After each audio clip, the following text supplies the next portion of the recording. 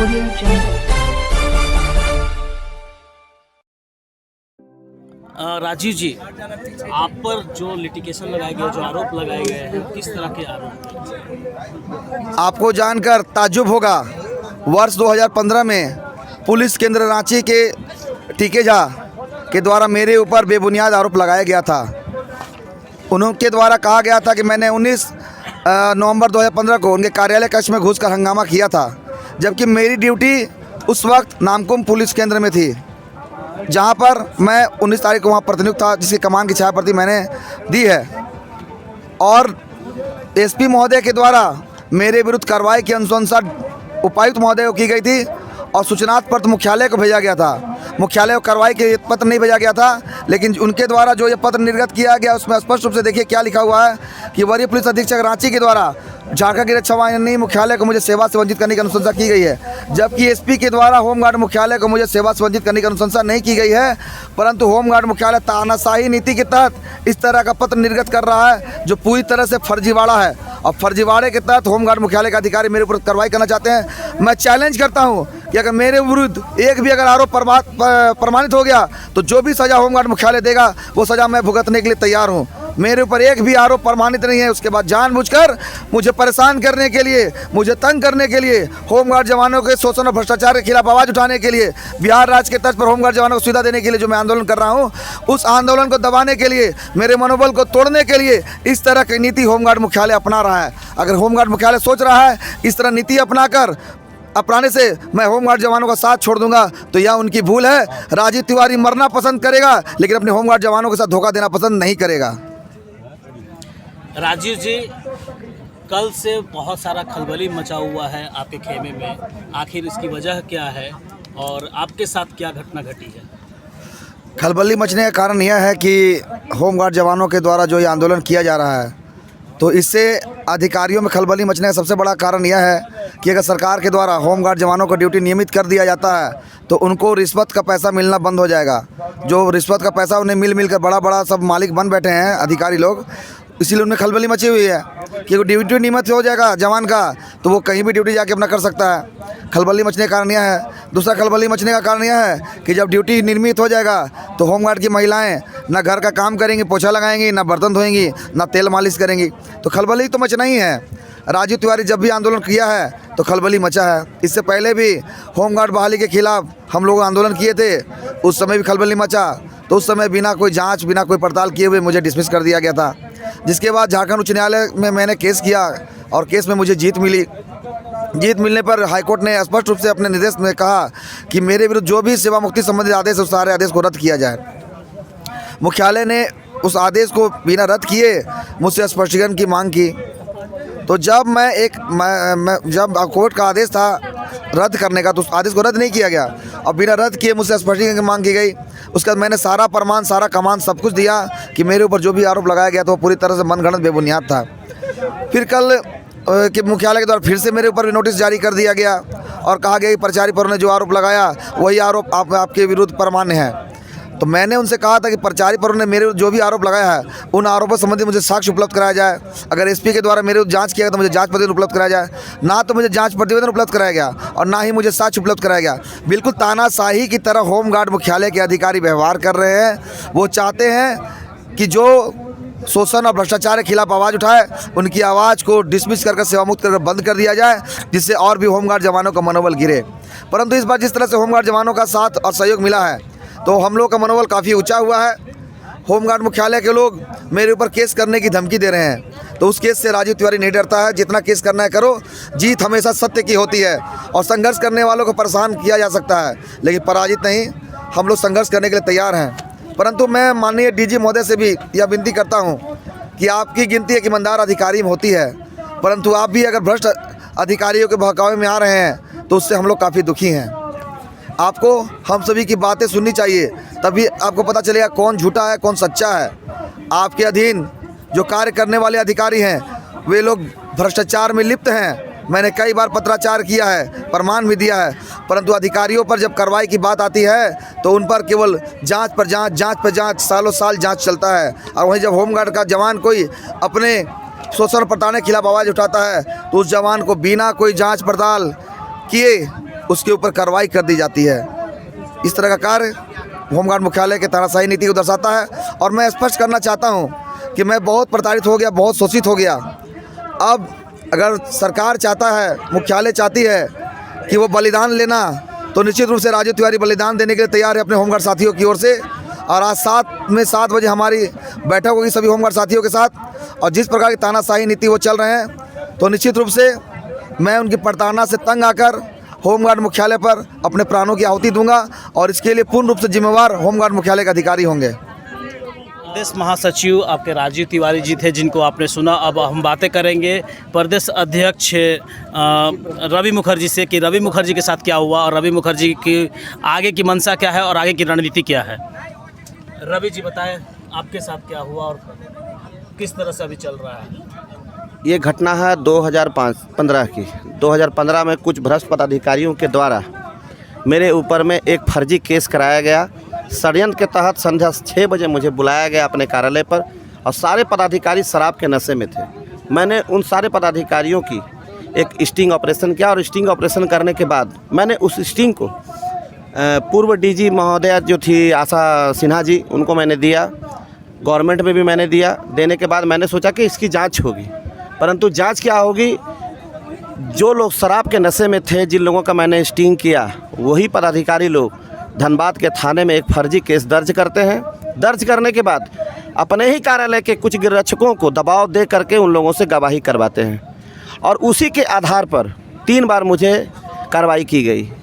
एक 2015 में कार्रवाई की गई, पुनः उसी केस पर मुझे 6 महीने के लिए सस्पेंड किया गया, पुनः उसी केस पर मुझे डिसमिस किया गया। सिर्फ उन लोगों की मंशा ये थी कि झारखंड की जो होमगार्ड की बहाली थी वो धनबाद में कई बार निकली और मैंने हर बार विरोध किया और जितने बार मैंने विरोध किया सारी बहालियां हमारे ही आवेदन पर रद्द हुई। तो ये देखा गया स्पष्ट रूप से कि सारे लोगों को मैंने ही जेल भेजवाया, जितने भी भ्रष्ट लोग थे। बहाली को भी मैंने ही कई बार रद्द कराया। इन लोगों की गाढ़ी कमाई जो थी, करोड़ों लाखों की जो उगाही हो रही थी बहाली में, इन लोगों ने आक्रोश की भावना में आकर के मुख्यालय के षड्यंत्र के तहत मुझे इसमें दबाने का कार्य किया गया। जब मैं आंदोलन करने गया, धरना का कार्यक्रम करने गया, वहाँ पर पत्राचार करके जिला के उपायुक्त हों या होमगार्ड मुख्यालय के द्वारा आसपास के थानों में शिकायत करते हुए आंदोलन को कहीं न कहीं विफल करने का कार्य किया। मैंने जहाँ भी आवेदन दिया सरकार में भी कुछ पदाधिकारी ऐसे थे, निचले स्तर के IAS अफसर, जो भ्रष्ट पदाधिकारियों के संरक्षण में थे। मैंने कई बार लिखा कि इसकी CID जांच हो, CBI जांच हो, जिस प्रकार की जांच हो आप करा लें। अगर सारे मामले पर केस झूठा साबित ना हो तो मैं विभाग से बाहर ही क्या, मुझे जेल भेज दीजिएगा, मैं उसमें तैयार हूँ। परंतु आज तक ना जांच हुई फर्जी केस की, और आज भी अगर जांच किया जाए तो तमाम भ्रष्टाचारी के जितने भी मामले थे उसमें मैं हमेशा जीता हूँ। आज रांची में भी बहुत बड़े मामले हुए जिसमें करीब 300 लोगों के यहाँ पर जाति परिवर्तन किए गए। हमारे द्वारा हमारी पत्नी से केस करवाया गया निगरानी कोर्ट में।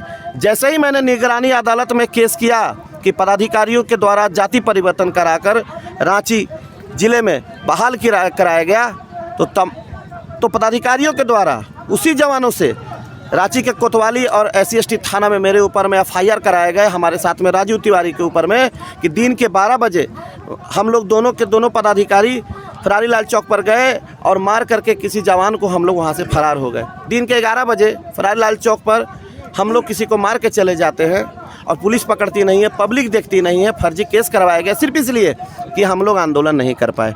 जब हम आंदोलन करते हैं, होमगार्ड विभाग के खिलाफ में हम लोग मोर्चा खोलते हैं, सच्चाई जानकारी दिलाना चाहते हैं सरकार को कि यही सच है, और सच भी हो जाती है, केस फर्जी साबित हो जाती है। यही कोतवाली थाना रांची में केस फर्जी साबित हो चुका है, लेकिन विभाग के पदाधिकारियों के द्वारा अब तक जांच नहीं की गई। सच को सामने लाना चाहिए कि 2015 में जो घटित घटना मेरे साथ हुई थी फर्जी केस की, आज भी जांच करा ले। मैं बाइज्जत बरी के साथ में मैं यहाँ सामने मंच पर रहूँगा।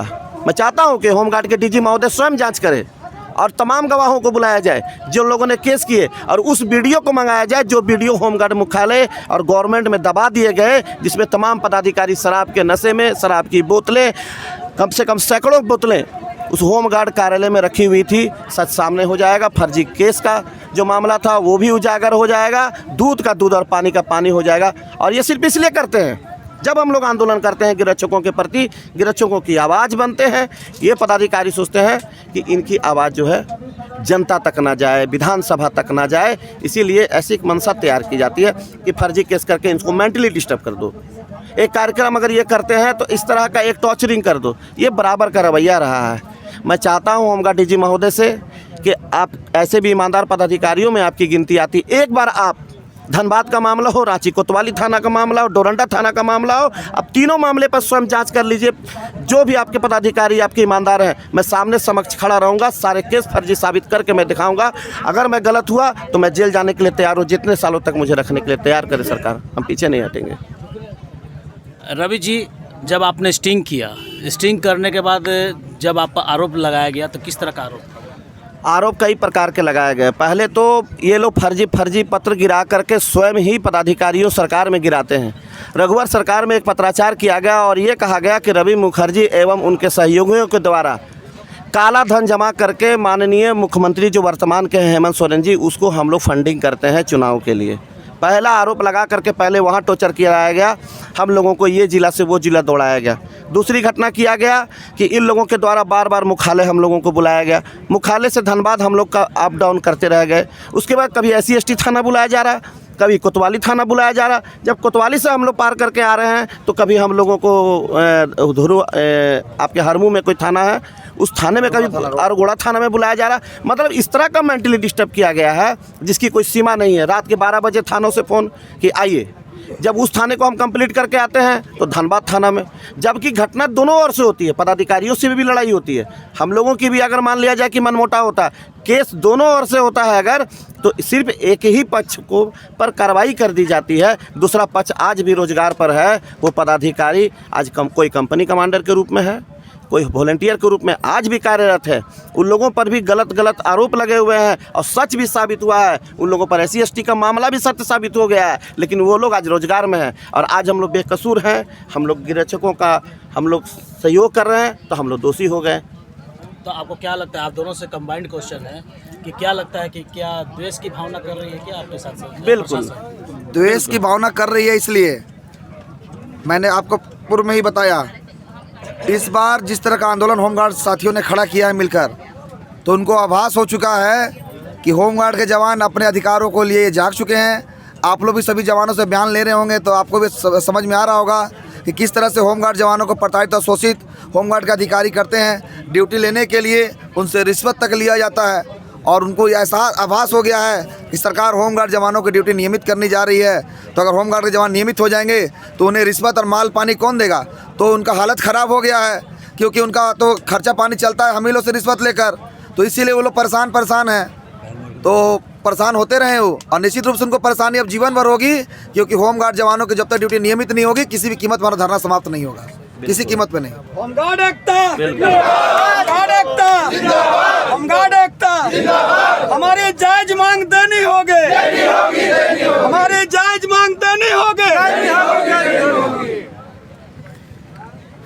तो ये थे हमारे रवि मुखर्जी और आपके राजीव तिवारी जी, जिनके ऊपर में काफ़ी आरोप भी लगे हुए हैं। इनको नोटिस तक जारी कर दी गई है। अब देखना है कि क्या ये कमज़ोर कड़ी बन रहे हैं या फिर ये प्रशासन से लड़ने के लिए पूरी तरह से एकजुट है। तो ऐसे ही खबरों के साथ बने रहे। होमगार्ड की काफ़ी जो जानकारियां हैं, जो न्यूज़ है, प्रभात मंत्र लगातार आपको दिखाता आ रहा है। कल भी एक नए खबर के साथ में हम इनके साथ मिलेंगे। आज के लिए बस इतना ही। कैमरामैन राजेश के साथ रुपेश कुमार। Audio Jungle.